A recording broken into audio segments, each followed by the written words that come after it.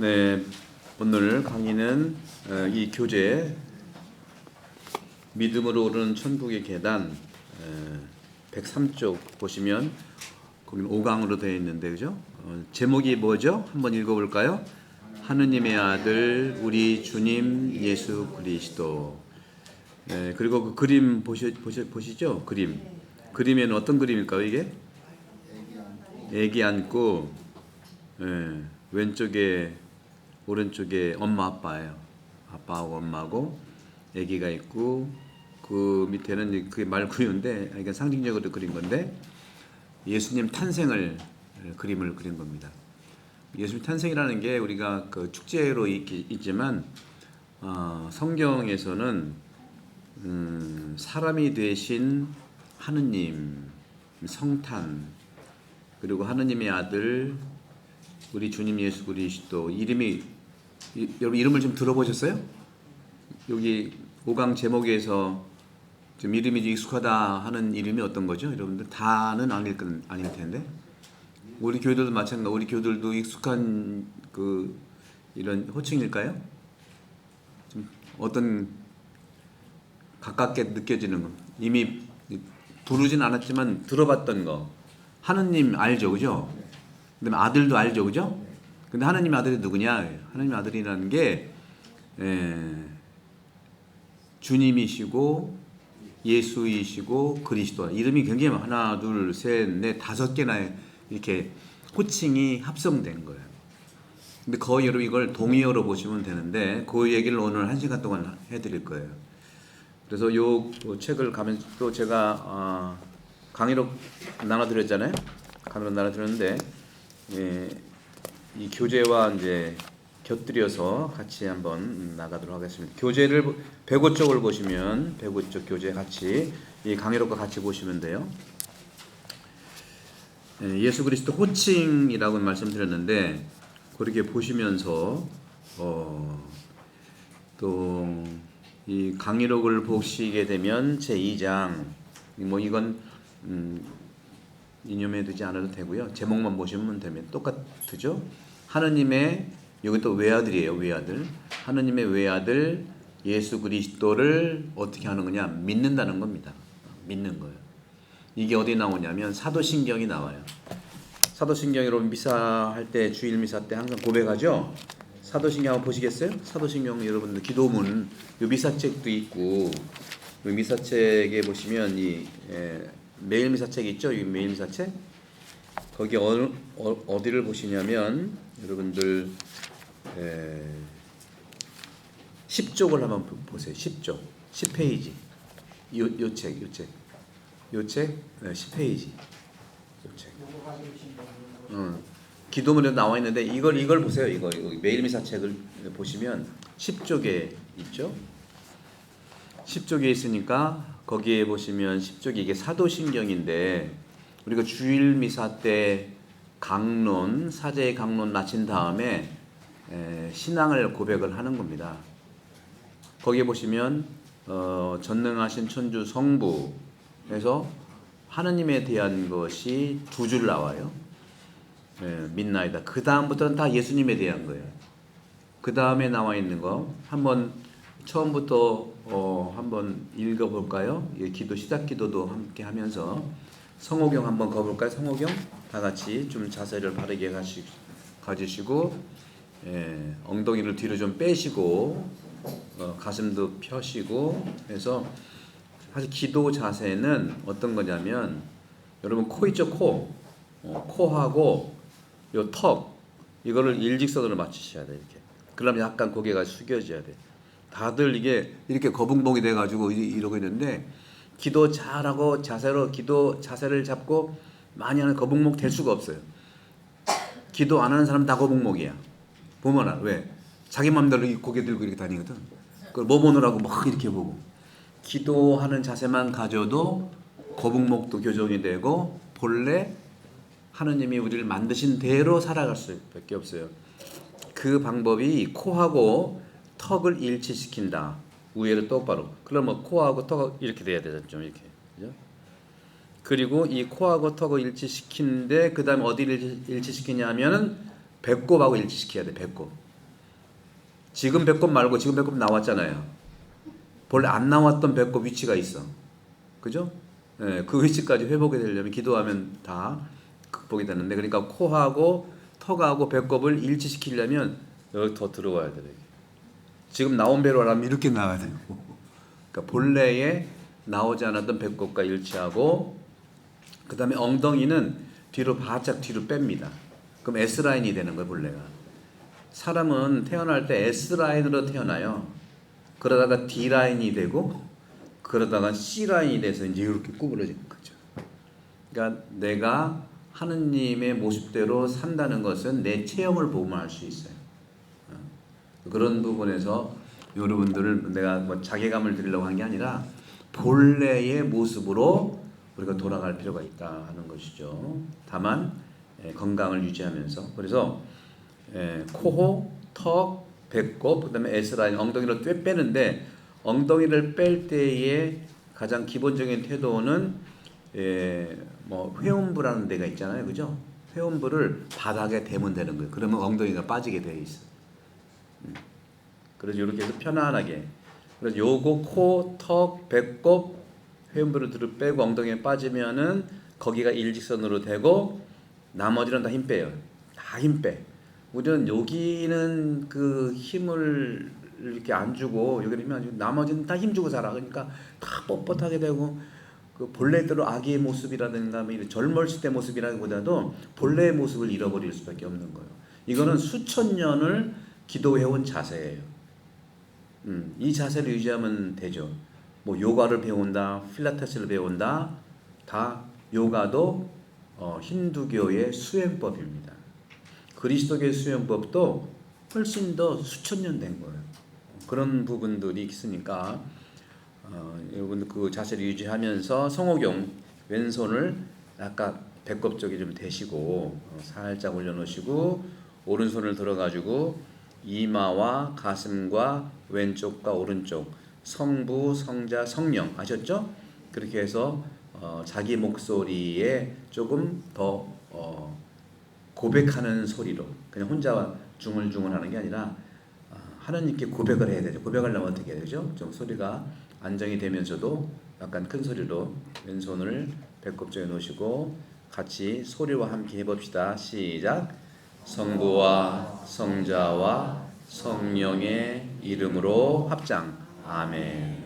하고 이 기도를 하는 건데 한번 해봅시다. 이렇게 바짝 이렇게 기도하면 꼴이니까 이렇게 하셔야 돼요. 사실 이렇게 보시고 이렇게 하면 핸드폰 때문에 다 거북목 되잖아요. 이렇게 해서 자기 눈높이에 이렇게 하시는 게 좋아요. 거기 10쪽에 있는 거 한번 해봅시다. 시작. 전능하신 천주 성부 천지의 창조주를 저는 믿나이다. 그 외아들 우리 주 예수 그리스도님 성령으로 인하여 동정 마리아께 잉태되어 나시고 본시오 빌라도 통치 아래서 고난을 받으시고, 거기까지 한 다음에 쭉 계속 하는 거예요. 이건 예수님에 대한 거죠. 오늘은 제가 거기 말씀하신 대로 그 외아들 우리 주 예수 그리스도님 성령으로 인하여 동정 마리아께 잉태되어 나시고, 요거만 1시간 얘기할 거예요. 이것도 사실은 사제가 될 신학생들은 한 학기 배우는 거거든. 1년 중에 한 학기 4학점으로 배우는 건데 1시간을 할 때는, 그 다음에 어디를 보시냐면, 그러니까 그 외아들 우리 주 예수 그리스도님은 초세기부터 우리 교우들이 고백을 했던 수천 년 된 기도문이라는 거예요. 누가 만들어낸 거 아니, 내가 만들어낸 것도 아니다는 거예요. 네. 그 기도문을 지금 공부할 것이고, 그 다음에 9쪽 8쪽을 열어보실래요? 8쪽? 이 책의 8쪽? 하나도 안 넘겨서 8쪽은 밑에 8쪽 밑에 보시면 신앙 고백이라고 또 있죠? 요 신앙 고백은 아마 우리 교도 해본 적이 없을 거예요. 길어가지고 미사 때 기니까 조금 전에 했던 것은 사도신경이고요. 네, 거기 나와 있는 사도신경. 초기 교회 때 예수님이 돌아가시고 부활하시고 교회가 형성되고 2세기, 3세기 이때 신앙을 고백했던 내용들이고, 8쪽에 있는 이것은 니케아 콘스탄티노폴리스 신경이라고 하는 겁니다. 뭐냐면 니케아가 공의회라고 해서 세계 모든 주교님들이 모여서 회의를 한 거고요. 그다음에 콘스탄티노폴리스라는 곳에서 똑같이 또 회의를 한 거예요. 니케아 공의회 회의는 325년에 열린 거고 콘스탄티노폴리스 공의회는 381년에 열린 거예요. 그러니까 얼마나 오래됐어요? 325년, 381년 이것도 간격이 몇십 년이 있는데 이 두 중요한 회의에서 결정된 그러니까 신앙 고백인 거. 이게 실제로 그리스도교, 개신교든 천주교든 동방교회든 같이 합의돼서 신앙을 고백하는 내용들입니다. 신경이라고 하는 거예요. 신경이 뭐예요? 성경이 있죠, 성경, 그죠? 불경이 있죠, 그죠? 그런 것처럼 신경하면 믿음에 대한 책이라는 거예요. 신경. 신자는 믿을 신자예요, 신경. 근데 조그맣고 우리가 짧게 했던 것은 사도들이, 예수님의 제자들이 서로 예수님 돌아가신 다음에 배우신 다음에 사도들과 함께 제자들이, 백성들이 하느님과 예수님과 성령의 또 교회에 대한 신앙을 전수 받아가지고, 내가 만든 게 아니에요. 전수 받아가지고 같이 고백했던 기도가 사도신경이 짧고요. 지금 하려고 했더니 니케아 콘스탄티노플 신경은 331년 종교 자유가 선포되기 직전에 325년에 니케아라는 것이 어디냐면 지금 터키, 그러니까 그리스와 터키 사이에 해안가가 있어요. 거기에서 그때의 모든 전 세계 주교님들이 모여서, 교부들이 모여서 제대로 된 신앙을 고백해 가서 오랜 세월을 거쳐서 기도하고 토론하고 합의하고 해서 우리들의 그리스도교의 신경은 이렇게 하자 하고 합의한 내용이에요. 이미 오래전에. 그게 325년이고 다음에 331년에 밀라노 칙령에 의해서 그리스도교가 박해가 끝나고 그리스도교가 공인된 이후에 381년에 콘스탄티노폴리스는 지금 어디냐면 이스탄불을 얘기해요. 이스탄불은 터키의 그런 그 지명 이름이고 본래가 수천 년 동안 콘스탄티노폴리스. 왜 그러냐면 콘스탄틴 대제가 331년에 로마의 그리스도교를 공인한 다음에 그때는 로마 제국의 수도였잖아요.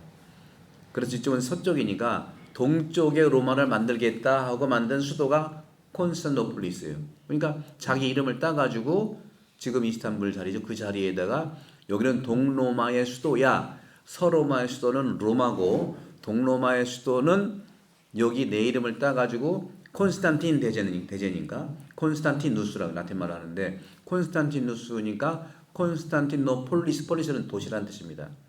그리스 말로. 여기가 바로 동로마 제국의 수도야 하고 지명한대요. 모든 정치, 경제, 상업, 종교의 중심지죠, 지금.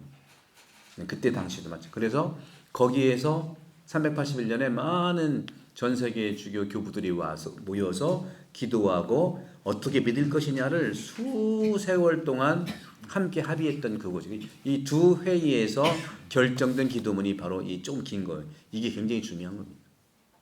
이것이 우리의 믿음의 전부예요.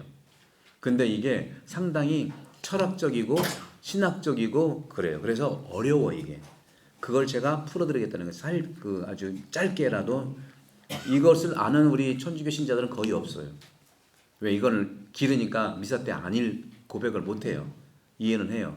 근데 이것을 하지 않으면 우리가 2단과 3단과 4단에 다 빠질 수밖에 없어요. 제가 천주교 호결론적으로 자랑하는 것이 아니라 천주교의 말로 구약의 1000년 그리고 예수님부터 지금까지 3000년 된 종교이기 때문에 굉장히 체계적이고 합리적이고 그렇습니다. 성경이 완벽하지요, 그죠? 성경이 완벽하지만 성경에 완벽한 말이 있다고 세상이 완벽해지는 거예요? 안 그렇거든요, 여러분들. 우리나라 법이 완벽하지만, 우리나라 헌법이 완벽하지만 법 안 지키면 무용지물인 거예요. 그래서 사람이 중요한 거예요, 사람이. 그렇게 합의된 합리적이고 또 기도하고 한 그 법 질서.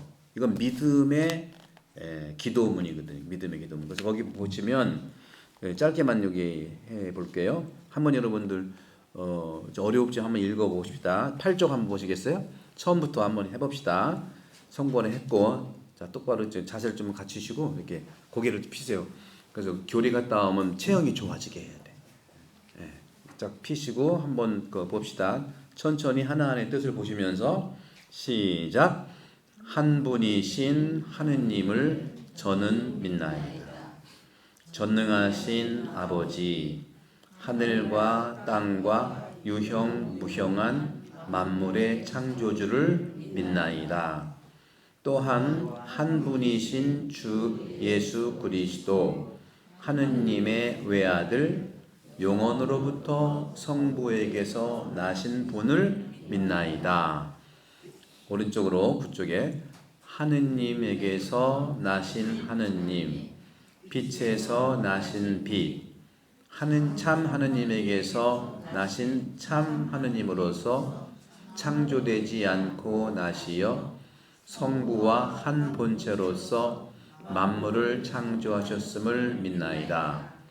성자께서는 저희 인간을 위하여 저희 구원을 위하여 하늘에서 내려오셨음을 믿나이다. 약간 고개 숙이고 또한 성령으로 인하여 동정 마리아에게서 육신을 취하시어 사람이 되셨음을 믿나이다. 여기까지 할게요. 아까 사도신경 했던 그 부분까지 더 길게 더 자세하게 하는 거예요. 그래서 오늘은 이 부분을 말씀을 드리겠는데 좀 전에 사도신경에서도 전능하신 천주 성부에 대한 것을 믿나이다고 써있죠. 중요한 건 다 나는 믿나이다야. 나는 믿나이다. 너는 믿나이다가 아니야. 나는 믿나이다. 그런 점에서 우리 가톨릭 교회 여러분들이 이단에 자주 빠질 수밖에 없는 게 여러분 오해하지 마세요. 가톨릭 신자들이 무지해서 그래요. 무지해. 이거 너무 오래된 종이고 복잡하니까 교육도 안 됐고요. 습관적으로 나오고요. 그러다 보니까 이 신천지라든가 이단의 표적이 가톨릭 신자가 되게 많아요. 개신교 교우들은요. 1517년에 종교 개혁을 해가지고 다른 건 다 없애버리고 오직 성경 하나만 가지고 나와가지고 말씀 중심으로 하니까 개신교 신자들한테는 못 당해 이 이단들이. 근데 천주교 신자들은 집안도 그렇잖아요. 3000년 된 집안인데 할 게 얼마나 많아.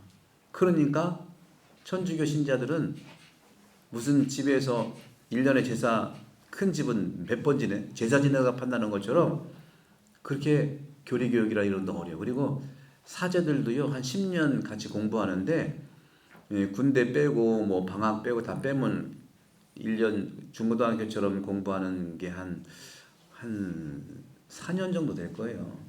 근데 우리는 가톨릭 신자 사제가 될 사람들은 기숙사에서 같이 생활하니까 먹고 자고 같이 하는 거예요. 기도하고 공부하고 또 생활하고 거기에서 이 성경과 교회를 배우는 건데 저도 그 일을 많이 해봤고 거기 함께 했지만 그렇게 10년을 해도 너무 어려워.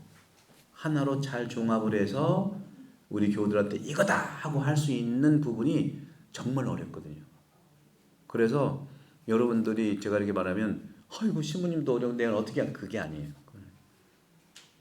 가르치고 파악해 살려면 얻는데 이걸로 하려면 어려운데 믿으려고 하면 너무 쉬운 거예요. 여러분들 적지 않은 사람이 말이죠 되지도 않는 말 가지고 한 권 책 읽어 가지고 사사건건 나는 안 믿어요. 성당 오면 재미도 없어요. 뭐 자기 중심으로 살아가는 사람은 세례 받았어도 참 힘듭니다. 어떻게 하기에 하느님 뜻을 알아듣기 너무 힘들어. 그런데 어린이와 같은 마음만 가지면요 20년 공부하는 것보다 한 번에 믿음으로 구원될 수 있는 겁니다. 그래서 성당에 다니는 거예요. 근데 믿음이냐 또 그 이해냐, 그죠? 믿어야 이해하겠어요? 이해해야 믿겠어요, 여러분들? 예, 한국 사람은 그래. 믿어야 이해하지만 믿음이라고 하는 것은 존중하지만 그건 내 방식의 믿음일 수 있죠, 그렇죠? 예, 내 방식의 믿음일 수 있단 말이죠. 그러니까 시작은 믿어야 이해하지만 그걸 전제로 해서 이해할 때 믿음이 더 커지는 거예요, 여러분들 아시죠? 그리고 이게 그 극단적인 게 아니에요. 이거 하면 돼, 저건 틀리 이게 아니란 말이에요. 초기에는요 무조건 믿어야 돼. 그러면 이해할 수 있어. 근데 어느 정도 이해 단계가 오잖아요. 그러면은 계속 이해에 알아가고 깨닫고 것을 가보면 또 믿음이 풍성해져. 그러면 첫 번째 무조건 믿었던 거하고 나중에 풍성한 믿음하고 차이가 나잖아요. 믿음이라고 같은 믿음이 아니에요, 여러분들. 그렇잖아요. 그래서 이건 제가 하는 말이 아니라 숱하게 많은 성인들이 다 얘기했던 아우슈팅 성인 같은 경우에도 그래요. 믿으면 이해한다 하고 나와. 그런데 그 믿음은 순수한 마음으로서 받아들인다는 뜻이고요. 그렇죠? 그리고 이해가 되는 상태에서 알아듣고 깨닫고 하는 상태에서 충분하게 하나님의 뜻도 알고 교회의 뜻도 알고 하나님에 대해서도 알고 예수님도 알고 다 알다 보니까 의심이라는 게 아니라 성장과 성숙을 해서 엄청난 믿음의 깊이와 넓이가 생기는 거예요. 그러면 처음에 그 시작하는 믿음과 나중에 완성된 믿음은 같이 믿음이라고 하지만 엄청난 선물이 되는 겁니다. 그러니까 이게 뭐든지 극단적인 게 문제입니다. 극단이 서로 만날 때 그건 창조가 되는 거예요. 그게 바로 뭐라고 합니까? 내 삶도 마찬가지예요. 어렸을 때 세례받아가지고 나 세례받았어. 세례받은 것만 가지고 평생 성당도 안 나오고 뭐예요, 그죠? 그거는 이해도 못하고 만나지도 못하고 그냥 받았다는 건 그냥 차라리 안 받았으면 겸손이라고 하는데 알지도 못하면서 받은 다음에 안 나와가지고 자랑질만 해. 나 세례받았어. 성당 안 나와. 삶은 내 주목을 믿어라야. 이런 분들이 꽤 있어요, 여러분들. 그런 분들 하나님 앞에서 어떨까요? 그죠? 하나님이 그분을 벌하는 게 아니라 스스로 그런 자세 때문에 벌 받는 거예요. 그게. 하나님은 그런 사람 벌 줄 시간 없어. 스스로 벌 받아서 어려움을 겪을 수밖에 없는 겁니다. 악담하는 게 아니라 실제로 그래요. 이게 현실. 그래서 여러분들은 지금 순수한 마음으로 오시는 건 굉장히 중요하시고요. 그리고 6개월 후에 저한테 6개월 동안 체계적으로 이런 말씀과 이런 강의를 들으시면 순수한 믿음으로 시작했기 때니까 다 받아들이는 마음으로 엄청난 깨달음을 받게 돼요. 하나님에 대해서, 예수님에 대해서, 인간에 대해서, 또 세상에 대해서. 그리고 그것이 성장하는 건 어때 성장이냐? 믿음이 더 깊어지는 걸로 가야지 뭐 되는 게 아니라니까. 믿음이 더 깊어지면요 나도 모르는 내 안에 선물들이 엄청 많이 나오는 거예요. 그러면서 건축가면 건축의 질이 달라지고, 예술가 같은 미술을 하는 사람 미술의 질이 달라지고, 음악가는 음악의 질이 달라지고, 여러분들은 삶의 질이 확 질이 달라지는 거예요. 그걸 뭐라 그래? 성당 다니더니 변했어 하는 말. 변했다는 뭐겠습니까? 깊어졌다, 넓어졌다. 이런 모습을 남한테 듣기 위해서가 아니라 내 스스로 느끼는 거죠. 그런 점에서 여기 보셨던 지금 하셨던 거에서 그것만 한번 차이를 한번 볼까요? 거기 10쪽에 보시면 말씀드린 대로 하나님 거 빼고 믿나이다가 중요한 거. 다 이런 걸 믿는다. 내가 믿는다는 거예요. 그 10쪽의 세 번째 줄 보면 그 외아들 우리 주 예수 그리스도님 그리고 성령으로 인하여 동정 마리아에게 잉태되어 나시고 하면서 쭉 하면서 그게 이제 나중에도 나오지만 믿는다는 겁니다. 이렇게 두 줄로 되어 있지만 본래 니케아 콘스탄티노플리스에서는 말씀드린 8쪽부터 보세요. 거기는 밑에서 두 번째 줄부터죠. 두 번째. 또한 한 분이신 예수 그리스도 하느님의 외아들 영원으로부터 성부에게서 나신 분을 믿나다. 영원으로부터라는 것은 바로 영생, 영원, 한계가 아니라는 거죠. 하느님이 영원으로부터 나를 태어나게 해줬다는 거죠. 그러니까 하느님으로부터 나신 예수님이라는 뜻이요. 영원이란 인간은 영혼이 아니라 한계잖아요. 한계.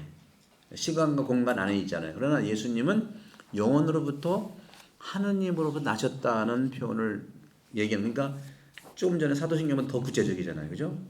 그래서 그쪽에 보시면 그 영혼이라는 게 뭐냐 또 표현하는 거. 영혼이라는 게 뭐냐? 하느님이 영혼이고요. 그러니까 하느님에게서 나신 하느님. 그러니까 영혼으로부터 나신 하느님이 바로 예수님이라는 겁니다. 예수님은 사람이 되셨지만 그 본질은 하느님으로부터 났다. 그러니까 창조된 게 아니에요. 우리는 창조됐지만 예수님은 나았다는 표현을 써요. 나았다. 태어났다. 또 하느님 영혼은 또 빛이 똑같아요. 빛에서 나신 빛. 반복되는 또 하나의 표현입니다. 그리고 예수님은 누구예요? 참 하느님이에요. 그러니까 다시 말하면 참 하느님은 진짜 하느님이시잖아요. 그 참 하느님에게서 나신 참 하느님이라는 거죠. 예수님도 똑같이. 그 다음에 창조되지 않고 태어났다는 뜻입니다. 그리고 성부. 성부는 하느님 아버지죠. 하느님 아버지 성부와 한 본체. 이 말이 저번에 본체라는 것은 본성이 같다는 거예요. 본성이 똑같다는 뜻입니다. 여러분들 자녀 보시면 엄마 아빠랑 똑같이 아들 닮았죠? 닮았잖아요. 그죠? 저 보면 닮았어.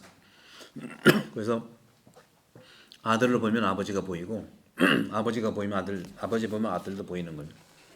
그러니까 하느님과 한 본체, 한 본질이라는 것이고, 그래서 한 본체로서 만물을 창조했다고. 그러니까 예수님도 하느님으로서 구약에서 창조를 하셨음을 믿는다는 겁니다. 믿는다는 거예요.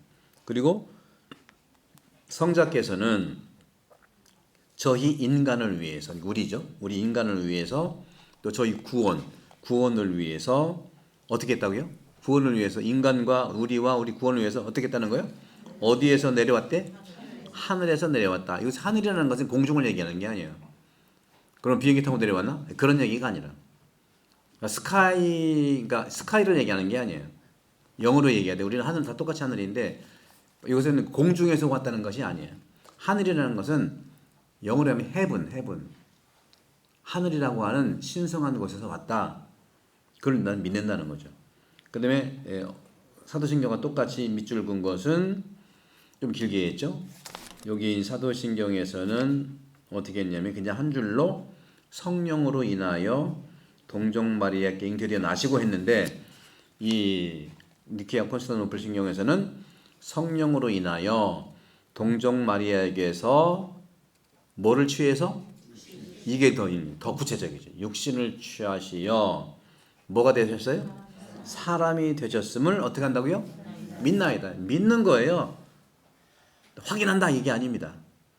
그래서 많은 경우에 우리가 인생 살면서도 여러분들 보이는 게 있고 안 보이는 게 있잖아요.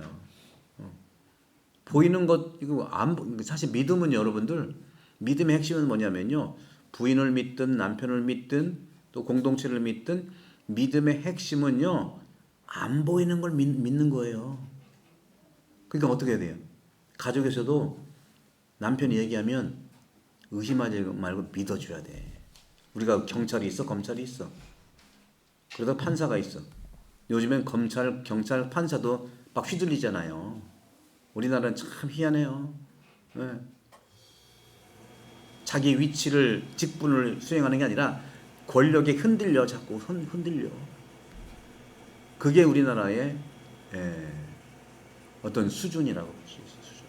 그 수준은 우리 시민들이 정확하게 시민 의식을 갖고 우리가 뽑아야 되는 거예요. 뽑아야. 옛날 같으면 자기들끼리 같은 가족에서 왕왕왕왕 했잖아요. 그러니까 얼마나 많은 왕들이 무지한 사람들이 얼마나 많이 나왔어요. 그런데 시민들이 뽑으니까 좋은 사람만 나왔냐? 또 그것도 아니야. 그렇잖아요. 이러지도 못하고 저러지도 못하고. 제가 지난번도 말씀드렸죠. 근데 왜 프랑스라든가 뭐 영국이라든가 뭐 이태리 아니면 저기 스페인은 옛날에도 그렇게 전 세계 나쁘지 않고 지금도 잘 사냐? 속상하지 않아요, 여러분들? 속상 좀 해야 돼. 그런 건 왜 잘 살겠어요? 말씀드렸죠. 왜 잘 살아요? 자기들이 시민들이 깨어 있어 가지고요 혁명을 해서 그런 거예요. 프랑스 대혁명 그리고 계속 레볼루션 해서 시민들이 봉기해 가지고 왕정을 없애버리고 자기들이 열심히 철학 공부하고 신학 공부하고 문학 공부하고 인간 공부해서 수준으로 제거시킨 거예요. 어떤 힘으로? 문명의 영혼의 힘으로. 무력으로 한 게 아닙니다. 프랑스 대혁명만 좀 무력으로 됐고 볼셰비키 혁명이 좀 무력으로 좀 한 경향이 있는데 실제로는 마음의 혁명, 생각의 혁명, 가치관의 혁명이 이 사회를 구원하는 것이지 힘 있는 사람은 하나가 되는 게 아니에요. 우리가 해봤잖아요. 조선시대 고려시대 한 가족에서 왕씨 가족, 이씨 가족이 계속 해먹었잖아요. 그래도 그때가 그래도 잘 살았어요. 왜? 많은 그 우리 훌륭한 학자들이 많고 백성들이 깨어있어서 그래요.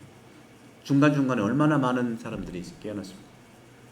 그래서 지금도 역시 마찬가지. 이제는 국민들이 뽑는 거기 때문에 그 우리들의 의식과 우리들이 깨어 있어야 돼. 그냥 친인척, 뭐 학연, 혈연 이걸로 안 돼요, 여러분들. 그럼 우리가 망해. 불꽃이 뻔히 알잖아요, 그죠? 근데 내가 왜 힘을 주나 몰라 왜? 내가 왜 힘을 주지? 그죠? 네, 그래서 그런 점들이 있다는 말씀을 드리고 시간이 또 벌써 반 갔으니까 요 책에 나와 있는 이게 딱 간단히 하시고 요 오늘 여기 이게 강의록 2쪽짜리 있죠? 그거 한번 보시겠어요? 그거 한번 한장이니까 보시면 지금 말씀드렸던 하느님의 외아들 예수 그리스도 믿나이다. 이 사도신경 또는 긴 신경의 이 한 줄을 말씀을 드리려고 하는 건데 바로 이것이 하느님의 아들 그것이 메시아이시고 예수 그리스도인데 사실은 하느님께서 당신 아들을 보내주신 이게 기쁜 소식이에요. 복음이라고 하는 거지. 성경에 복음 있죠. 복음은 하느님이 당신 아들을 보내주셨다 이 뜻이죠. 근데 여기서 하느님의 외아들 예수 그리스도는 뭐냐? 여기에 이제 답이 있어요. 예수가 그리스도란 뜻입니다. 예수 그리스도는요. 예수가 그리스도란 뜻이에요. 그럼 예수 그리스도는 누구냐? 하느님의 아들인 거예요. 여기 다 나와 있어요. 그러면 자세히 보시면 되고 그래서 오늘 교리교육의 핵심은 그리스도를 믿는 게 핵심입니다. 그리스도를 믿어야 돼요. 가짜 그리스도 믿지 마십시오. 초기에도 얼마나 가짜 그리스도가 많이 나왔다고요. 지금도 가짜 그리스도교가 엄청 많아요. 예, 그 제가 식별력을 한번 말씀드릴까요? 가짜냐 진짜냐를 알기 위해서는 상식이 통하냐 안 통하냐 그거를 보시면 돼. 상식이 안 통하면 그건 가짜 그리스도예요. 예수의 이름으로 장사하는 거예요. 제가 여러분들 예수님을 팔아서 내가 장사하겠어요? 저는 혼자 살고 지금 여기서 본당 신문하고 있는데 가족도 없어요. 그렇죠? 그리고 내 얘기가 아니라 예수 얘기만 해요. 그것도 성경에 나와 있는 텍스트를 그대로 하는 거. 성경에 나와 있고 2000년의 신앙 안에서 나오지 않은 말을 하는 사람은 가짜예요. 특히 내가 예수다 하는 건 진짜 가짜야. 하느님만 혼내는 사람은 진짜 가짜예요. 근데 많은 사람들이 그런 일종의 삐뚤어진 카리스마로 인해서 이 돈벌이 때문에 진짜 엄청납니다. 잘 보셔야 돼요, 여러분들. 여러분 2000년, 3000년 내려온 순수한 그 건강하고 합리적인 그리스도를 믿겠어요? 아니면 친절하다니까 가가지고 믿겠어요?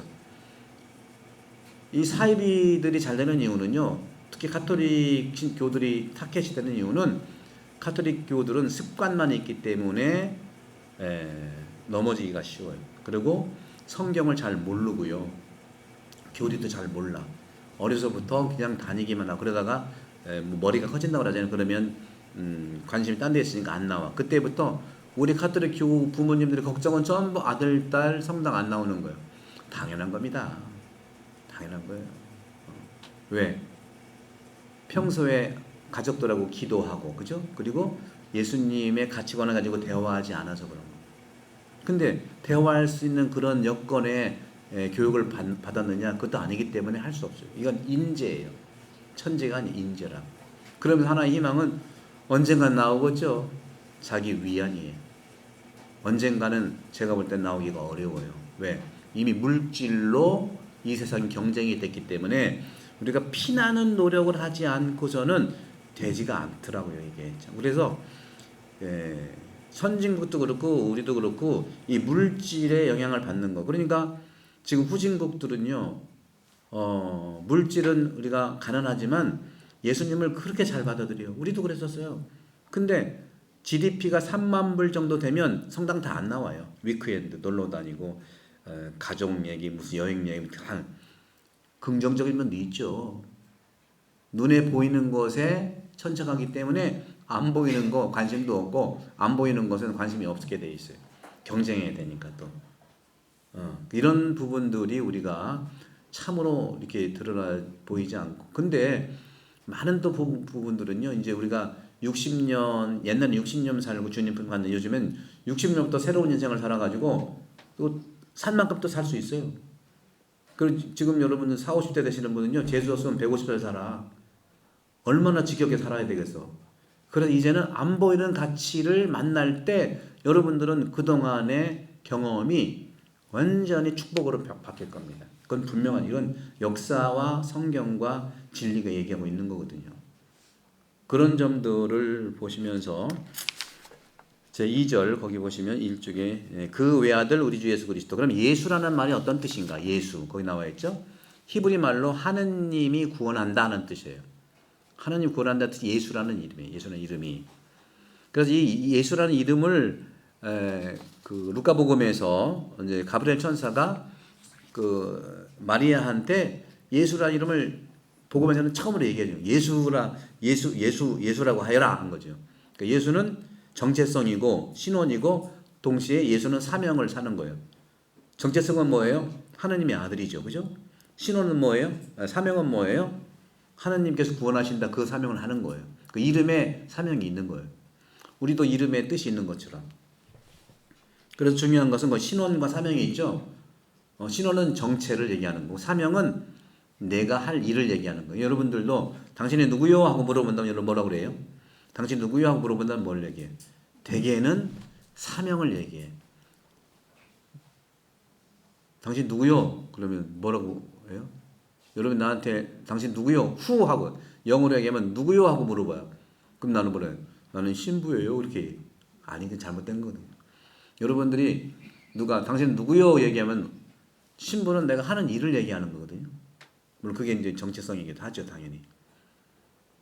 그러니까 당신이 누구요? 그러면 너 어디 학교 선생인데요? 그거는 하는 일이지 자기가 아니잖아요. 이렇게 우리가 혼란이 돼 있어. 자기가 누군지도 모르고 살아 그냥. 자기가 누군지도 모르고 알려주는 사람도 없고 그냥 살다가 그냥 가는 거야. 내가 누구냐를 모르고 그냥 살아. 내가 누구냐? 이런 부분들 여러분 한번 고민해 보세요. 내가 누구냐 도대체?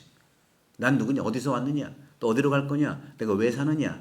이게 내가 누구냐의 질문이거든요. 질문. 근데 대개는 이런 고민을 우리가 경험이 없다 보니까 누구요? 그러면 하는 일을 얘기해. 나는 선생입니다. 나는 사제입니다. 나는 교수입니다. 그 가르치는 일이지 다 네가 아니잖아. 바로 오늘 예수를 통해서 여러분들은 내가 누구냐를 좀 이렇게 들여다보고 여기에서 예수로부터 좀 길을 좀 찾으시라 하는 말씀 드리고 싶어요. 세례 받는 것도 중요한데요. 세례를 왜 받느냐 이거예요. 내가 누구냐를 알아가는 게 신앙생활이에요, 사실은.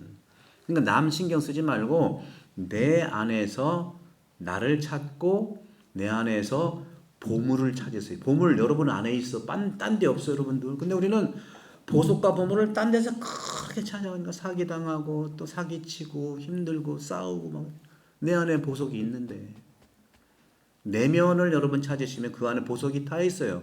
어떤 보석? 황금도 있고요. 순금도 있어. 근데 구리 가지고 보석이라고 착각해. 그런 거죠. 하나 가지고 오래 걸리면 또 한 몇 달 걸리겠네. 하여간 그걸 보시고 그다음 세 번째 줄에 보면 예수님의 그 부활이 오타예요. 예수님의 부활은 구원자이신 하느님의 이름을 영광스럽게 한다. 그러니까 예수님이 부활하신 분인데 이름을 영광스럽게 한다는 거죠. 하느님의 이름을 영광스럽게 하는 게 예수님의 부활이에요. 그러니까 예수님의 부활은 하느님의 본 모습을 완전히 드러낸 것이죠. 반대로 악령들은 악령이 있어요, 여러분. 악령이 누구냐면 현재에서는 나쁜 생각이 악령이에요. 나쁜 생각. 심각하게 맨날 미워한다. 악령이 장난친다고 생각하시면 돼요. 심각하게 맨날 핑계댄다. 생각하게 맨날 법을 어기고 남 핑계대고 막 법기술처럼 막 일이 저렇게 얘기하고 저렇게 얘기하고 자기는 살아남고 그 동료들은 뭐 깜빵가게 하고 하여간 자기만 살아남는 이게 바로 악령이 하는 일을 조종당하는 거예요. 그래서 악령들 이건 성경에 나와 있는 거거든요. 악령은 어떻게 우리가 퇴치할 수 있느냐? 예수의 이름으로 퇴치할 수 있어요. 악령들은 예수님의 이름을 두려워해요. 쭉 그 성경에 나와 있어요. 나와 있죠. 사도신경, 사도행전 쭉 나와 있고. 예수님의 제자들도요. 예수님의 이름으로 악령을 쫓아내고 예수님의 이름으로 기적을 행하고 예수님의 이름으로 치유하는 거예요. 그러니까 여러분들이 하고 싶으면 예수의 이름으로 하십시오. 그러면 여러분들은 여러분 손을 통해서 행동을 통해서 기적이 일어나. 기적을 못하는 것은 예수님의 이름이 아니라 자기의 그 불안한 마음, 자기의 두려움으로 하다 보니까 막 이렇게 되는 거예요. 이것이 이제 성경과 나왔던 거죠. 그래서 예수의 이름으로 무엇이든지 청하십시오. 자기 이름으로 청하지만 예수의 이름으로 하나님께 청하면 다 들어주세요. 요한복음에 나와 있는 내용이에요. 따라서 여기 있는 예수의 이름도 예수의 이름이 바로 우리가 항상 기도하는데 기도의 핵심이 예수의 이름이에요. 여러분 좀 보시는 분 알겠지만 모든 기도를 마무리할 때 우리 주 예수 그리스도의 이름으로 비나이다. 그래서 그렇게 하는 거예요. 여러분. 예수의 이름으로 기도하십시오. 예수의 이름으로 여러분 계획하시고 예수의 이름으로 여러분들 어떤 그 실행을 하더라도 하시면은 분명히 이루어진다는 말씀드리고.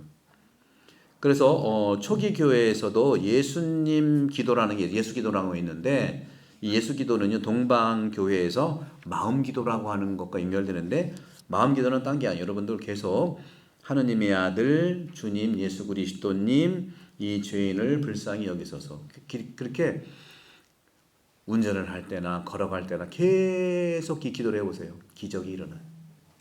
한번 해보실까요? 거기 하느님의 아들 시작. 하느님의 아들 주님 예수 그리스도님 죄인을 불쌍히 여기소서. 이 기도를 계속 여러분 묵주 가지고 계시죠? 묵주 돌리는 건 성모성 묵주 하잖아요. 묵주 기도도 똑같은 기도인데 동방교회는 묵주 기도가 없고 예수 기도가 있는 거예요. 우리 서방교회는 예수 기도가 없고 묵주 기도가 있는. 근데 초기 교회 때는 다 공통으로 있어요. 이것이 우리 카톨릭 교회 교리에서 나온다니까요. 제가 이쪽 공부를 해서 말씀드리는 거예요. 그러니까 그 묵주 기도를 많이 하는 분들은 굉장히 안정돼 있어요. 제가 환자 방문 가보면 할머니들이 많이 아프신데 하루 종일 혼자 계시는데 미치고 환장하잖아요. 외롭고 힘들고 치매도 걸릴 수 있는데 전혀 걸리지 않아. 묵주 가보면 봉성체에 보면은 혼자 계시는데 묵주가 엄청 많아. 이쪽 저쪽 매달고 막 돌리고 기도만 하셔도 여러분 마음과 생각이 안정이 돼. 그러면 정신과 약 안 먹어도 될 수 있어. 그 기도의 힘이라는 게 거기. 그래서 여러분들 항상 다니면서 운전은 조심하시고 하느님의 아들 주님 예수 그리스도님 이 죄인을 불쌍히 여기소서. 그러니까 자비를 우리가 미사 때 자비를 베푸소서 하잖아요. 그것도 이 기도에 똑같은 말. 자비를 베푸어 달라고 그래요. 그럼 여러분들 모든 것이 이루어져요. 인간의 의지는 여러분 믿을 바가 안 돼요. 내가 그랬죠. 여러분 생각과 여러분 마음 믿지 말라고 그랬죠. 왜? 생각은 왔다 갔다 하고 마음도 왔다 갔다 왜 그 왔다 갔다 하는 마음을 믿어가지고 불안하냐고요. 믿는 것은 내 안에 있는 보물을 믿어라. 내 안에 있는 보석을 믿어라. 순수한 황금을 믿고 순수한 순금을 믿어라. 그게 누구냐? 그게 바로 내 안에 있는 예수예요. 내 안에 있는 하느님의 사랑이에요. 그걸 믿으시. 그럼 기도할 때 예수님의 이름만 믿으면 그게 보물이 돼서 나를 치유해 주시고 내가 불안했던 것이 사라지고 앞으로 갈 수 있다니까요. 여러분 믿습니까? 대답이 없으시네. 아멘 믿습니다. 한번 해보세요. 시작. 아멘. 믿습니다. 여러분 익숙하지 않아서 그런데 실제로 저절로 나오게 돼요. 여러분 감동받으면 표현하셔도 괜찮아. 우리 충청도 분은 좀 점잖아가지고 집에 가서 웃어. 집에 가서 감동해. 에? 못 믿어서. 예. 그렇잖아요. 우리가 어떤 분이 마을 그 운동회에 있었는데 부부들끼리 해가지고 릴레이를 하는데 막 달리다가 부인이 이제 그 뭐에 바톤을 가지고 남편을 줘야 되는데 1등으로 가다가 남편은 딱 해야 되는데 이거 놓쳐버렸어. 그래가지고 하다가 그때 중간에 했어요. 1등 못했어. 그러니까 그분이 그쪽에서 이제 어르신 유지니까 괜찮습니다. 예. 뭐 운동회는 뭐 꼭 1등 하려고 하나요? 모두가 참여하는 건 괜찮아요 하면서 쿨하게 끝났어. 다 집에 돌아간 다음에 잠자다가 4시에 일어나서 부인한테 아까 왜 그랬어? 늦게 얘기해. 뒤끝이 장렬이야. 여러분도 믿습니다도 이따 한 4시쯤 집에 가서 믿습니다 할 수도 있다. 어쨌거나 늦건 빠르건 하면 되는 거예요. 그래서 예수의 이름을 부른 분들, 그러니까 프랑스에서도 잔다르크라고 성녀가 뿐만 아니라 많은 그 교우들이 예수라는 그 예자가 수라가 빠졌네. 예가 아니라 예수입니다. 거기 중간에 언론 치다 보니까 막 오타가 제가 다 친 거거든요. 예수라는 이름을 부르며 숨을 거두는 분이 굉장히 됩니다. 그리고 우리 햄이라든가 이쪽에 무명 순교자들도요. 한국 사람들은 예수만 가지고 안 돼. 한 가족 이름을 불러 예수 마리아 요셉이에요. 예수 마리아 요셉으로 이름 이렇게 하면서 돌아가셨고요. 그다음에 해미에는요 여수골이라고 있어요. 여수골. 여수골이 예수, 여수가 예수라는 뜻이거든요. 예수 이름을 부르다가 돌아가시면 여수골이라는 표현도 있고. 자, 그다음에 그리스도라는 뜻은 뭐냐면 기름 부음을 받은 사람이라는 뜻입니다. 히브리 말로 메시아라는 뜻이에요. 메시라가 아니라 메시아예요. 오타가 있는 메시아.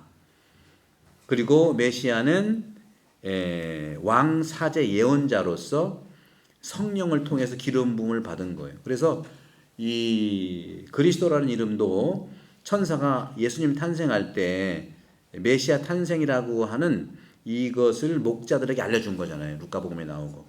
그다음에 마리아하고 요셉에게도 성령으로 아기가 잉태될 건데 받아들여라. 이렇게 요셉과 마리아의 동시에 메시아 탄생을 얘기해 준 거죠. 그 다음에 하느님의 외아들은 어떤 뜻이냐 보세요. 구약 성경에 하느님의 아들 칭호는요. 천사, 선택된 백성, 이스라엘의 자녀, 그들이 왕을 부르던 칭호들이에요. 모두에게. 하느님의 아들은 천사도 그렇고 여러분들도 하느님의 아들인 거예요. 예수님이 하느님의 아들, 외아들인 것처럼 우리도 예수님 우리를 친구로 불렀고 형제로 불러서 우리도 하느님의 아들인 거죠. 이런 식으로. 베드로도 예수님을 하느님의 아들 그리스도라고 고백했잖아요. 그래서 그 반석, 그 믿음 위에 교회를 세운다고 그랬잖아요. 그래서 베드로가 일대 교황이 된 거예요. 그 믿음 위에서. 이렇게 하느님의 외아들은 사도 신앙의 중심이에요. 중심이라고.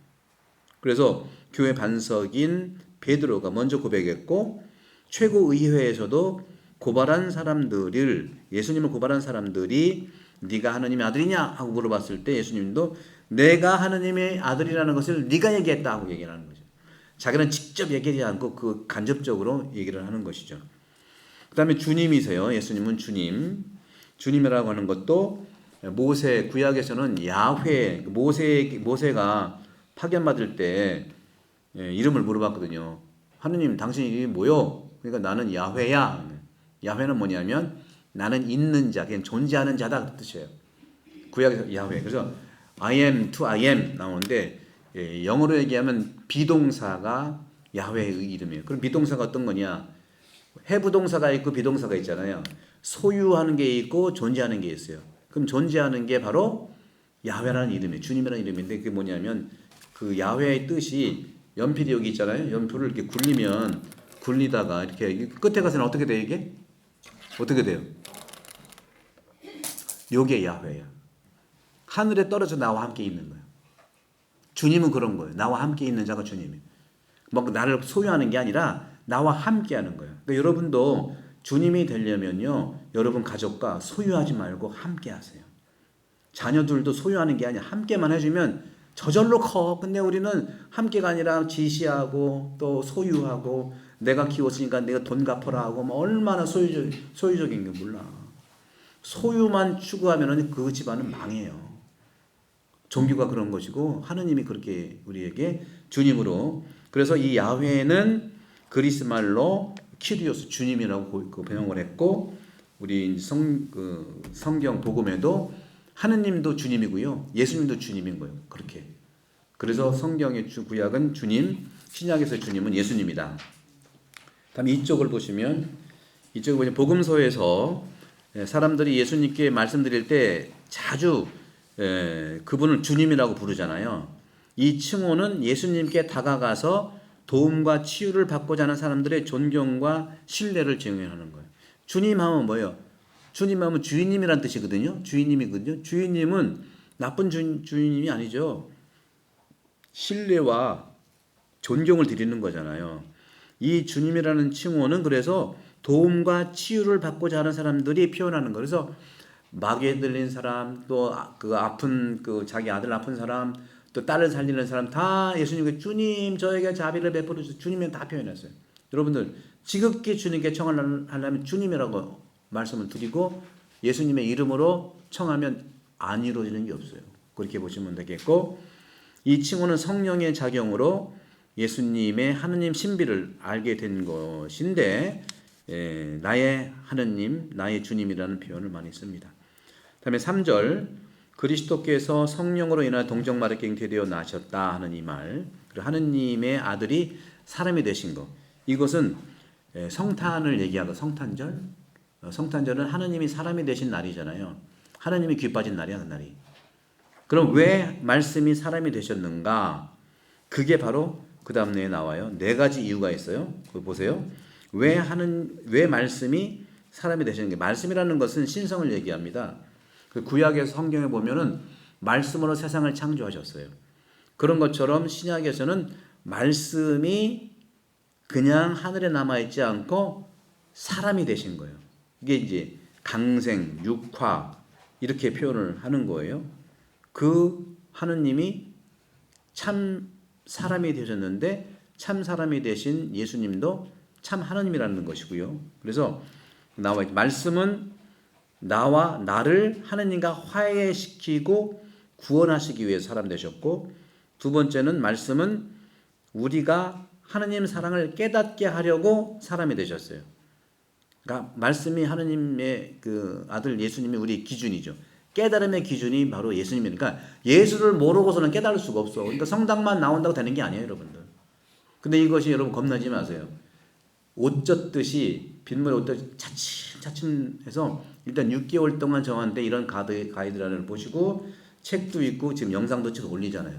얼마나 시대가 좋아. 옛날에는 무조건 외우라고 그랬어요. 못 외우면 세례 안 주고 그랬어요. 전 그렇지는 않아요. 여러분들 평생 교육처럼 알면 알수록 여러분들의 신비가 깊어져가 여러분들이 예수처럼 된다니까. 그걸 믿으시면 돼요. 한 번에 비법이 있어 확 되는 게 아니에요. 꾸준하게 운동도 마찬가지인 것처럼 그렇게 되는 것이죠. 그다음에 세 번째 말씀은 우리에게 거룩함의 모범이 되시려고 사람이 되신 거예요. 내 멍에를 메고 나에게 배우라 했잖아요, 성경에. 마지막으로 말씀은 우리를 하느님 본성에 참여케 하시려고 사람이 되셨다. 그러니까 나도 예수님처럼 되기 위해서는 말씀으로 사람이 되신 그 비법이 있다는 거죠. 강생이라는 게 그런 거죠. 육하고 라틴 말로 인카르나시오, 살이 됐다는 거거든요. 살. 그래서 요한복음의 표현만큼 하느님의 아들이 우리 구원을 완성하려고 인간 본성을 취하신 일이 강생이에요. 그러니까 하느님이 하느님으로 되시지 않고 자신이 자신 모습을 만든 인간이 되어버린 게 얼마나 큰 사랑이에요. 그러니까 하느님의 사랑은요, 자기가 먹고 남는 거 주는 게 아니라 온전히 자기 자신이 상대방이 되는 거예요. 여러분 두 부부가 결혼할 때 어떻게 했어요? 온전히 남편이 부인이 되려고 결혼한 거잖아. 또 부인도 온전히 남편이 되려고 결혼한 거잖아요. 되어주는 사랑이에요. 진짜 사랑은 나머지 주는 게 아니란 말이죠. 그래서 처음에는 당신 없이 못 살아, 당신 없이 못 살아. 초기에는 핸드폰도 사랑하다가 끝까지 살다 그것이 이제 실행이 돼야 되는 안 되니까 당신 없이 못 살아가 당신 때문에 죽겠다. 그건 사랑해서 나중에 왼수가 돼. 이 이름이 왼수야 그냥. 근데 왼수와 사랑은 통해요. 왜? 극과 극은 통하니까. 사랑이 있어야 미움도 있는 거예요. 미움도 없으면 그건 무관심이에요. 그러니까 여러분들 사랑, 미움, 무관심 있으면 무관심이 문제지 미움은 문제가 아니에요. 왜? 미움은 또 바뀌어서 사랑할 수 있는 거거든. 예. 그런 면들을 좀 보시고 참 하느님이시고 그 밑에 보시면 참 하느님이시고 참 사람이라는 거 요거는 좀 이런 강생 이렇게 하느님이 사람이 되심으로써 그리스도께서 부분적으로 하느님이고 부분적으로 하는 인간이 아니라는 거예요. 완전한 하느님, 완전한 인간. 여러분 안에도요 보이는 것만 여러분이 아니잖아요, 그죠? 콩팥도 있고 뭐 장기도 있고 머리도 다 보이는 것이 여러분이지만 여러분 안 보이는 마음, 안 보이는 생각 다 여러분인 거예요. 그러니까 나도 역시 하느님처럼 완전한 보이는 부분이 있고 완전 안 보이는 부분이 있는데 같이 공존하는 것처럼 예수님도 참 하느님이고 참 사람인 거예요. 그걸 쭉 읽어보시면 되고 그다음에 하느님의 아들이 어떻게 사람이 될 수 있는가 나와 있죠.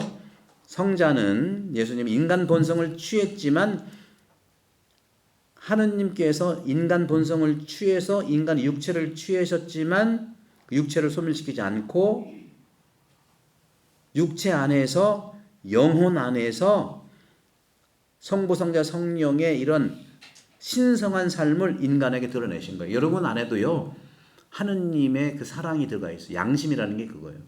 여러분 안에 사랑이라는 게 있는 게 하느님에서 온 신성한 안 보이는 하느님의 모습인 거예요. 그 있으니 그걸 찾아요. 그게 바로 내가 얘기하는 보물이다.